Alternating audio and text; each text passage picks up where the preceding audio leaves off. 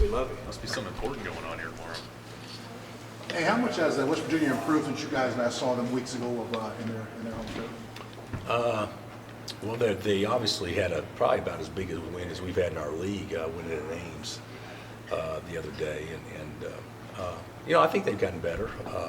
Hopefully, we've gotten better since we played them last. But how long has it been? It's been about 3 weeks. Yeah. So I don't think their team has changed drastically in that stretch. Coach, you guys have West Virginia, obviously, in Oklahoma. Is this a big week for you guys? Yeah. Well, that's stating the obvious, isn't it? So, this is a big week for us. Probably as big a week as we've had in a while, and certainly the biggest week to date this year. So we're excited. We got a chance to play. I don't know what West Virginia moved to in the polls, but I think they're 10 in at least one of them that I saw. And so they, got a chance to play, two top 10 teams, and certainly for all three of the triangle of the three teams that are involved, this is a big week for everybody as far as the league race goes. From your perspective, this is the most competitive because it's been in quite a while? I've only been here for, 13 years, and I think it's the most competitive it's been since I've been here. Now, the league's been great. If you go back and look at our league over time, at least since we've been here, going back to the original Big 12, you've had every team go Sweet 16 or Elite 8 for the most part during the time in which they competed in it for the most part. So it has been hard. And this year's probably taking it to another level, and I think in large part because we have so many upperclassmen. What are the keys to beating West Virginia? Well, I think competitive plays would probably be as big a key as any. They're the best at keeping balls alive. They're the best at stealing extra possessions. Everybody talks about their press, and their pressure, which is terrific, but it's not so much just beating their press; it's making them pay for pressing. And we didn't do that at all the first time. We got numbers a few times and didn't make them pay at all. So I think those are all important. And then, they killed us last time on our inability to be able to guard the ball and keep them out of paint. We got to do a better job of keeping them on the perimeter.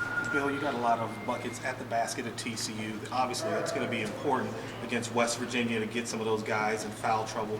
What are some of the things you can take away from that last game that you can use? Well, it's probably the most drop-offs we've had all year long, where a guard would actually penetrate and create an easy basket for a big. I mean, we had several of those, and we didn't shoot the ball well from the perimeter, obviously, but inside the arc, I think we were 23 for 36, something like that. So, shot about 65% inside the arc, but it was primarily just off of dribble penetration. So that tells me, and of course it tells our players, we talk about it all the time, that the hardest thing to guard is the ball, and we gotta force help by driving it.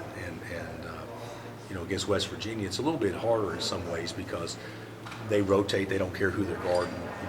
The 5-man picks up the point, or the point picks up the 4 or the 5. It doesn't matter. Then they always switch back. So we've got to figure out a way to take advantage of switches without focusing on strictly taking advantage of switches. We got to be able to play naturally as opposed to the offense stops to try to take advantage of something, because then you're playing right into their hands. Well, you talking about getting numbers. What happened when you guys got numbers last time, and what do you need to do better? What happened, based on my memory and watching the tape a couple of days ago, was we didn't convert. I mean, bottom line, we get 3-on-1 and try to throw a lob and come up empty, or drive in there and they rotate and take a charge on a 3-on-2. They make several plays like that especially early in the game, that kind of allowed them to take control of the game. So when I say take advantage, whenever two people are guarding the ball, that means there's always 4-on-3 behind it in some form or fashion. We got to be able to take advantage of that. Coach Huggins said that Horton likely won't be back from the suspension for the game. Is that he won't or will? Won't. Well, how does that affect your approach to it? It won't. It won't.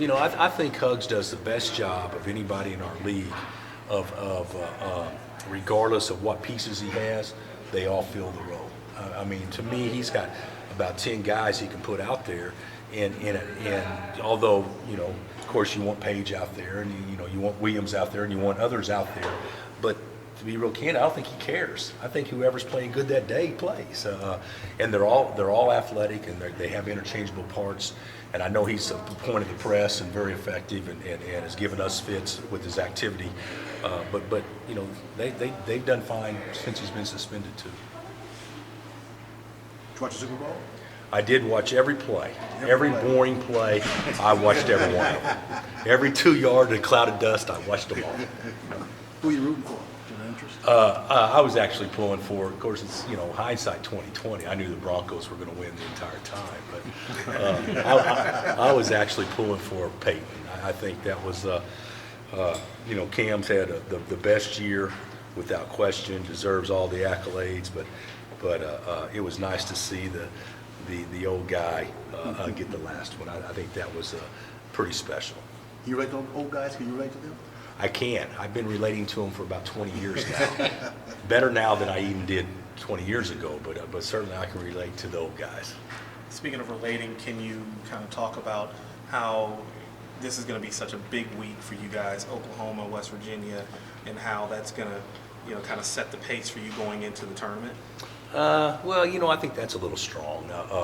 I think it'll set the pace going into the rest of the conference season. But you know, the thing about it is with momentum, you can lose it in one game and you can get it back in one game.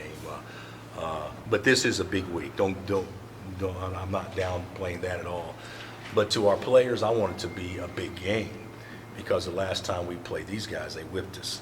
And so we don't need to be thinking about Oklahoma. We got our hands full with West Virginia. We know that. And so we don't look at it as, and the players shouldn't either. We got an opportunity to play a team that competitively whipped us the first time. So that should be motivation enough. You don't need 2 games in 1 week to be the motivation. We got enough right here.